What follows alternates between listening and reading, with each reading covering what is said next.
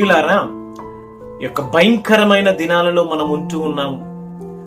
దేవుని రెండవ రాకడ కదలికలు బహుబలముగా జరుగుతున్న దినాలలో మనం ఉంటూ ఉన్నాం.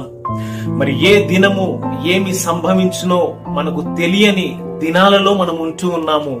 అయితే ఇలాగున ఈ యొక్క సమయంలో మనం ఉన్నామంటే దేవుని కృప ఉంటూ ఉన్నది.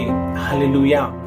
ఈ దినాన్ని చూడక ఎంతో మంది ఈ యొక్క కాల గర్భంలో గతించిపోతూ ఉంటూ ఉండగా నిన్ను నన్ను మనలను ఆ దేవాది దేవుడు ప్రేమించి ఆ దేవుడిచ్చిన ఆయుష్ను బట్టి ఆరోగ్యమును బట్టి ఆ దేవుణ్ణి స్తుతించుట మనకు ఎంతైనా మంచిది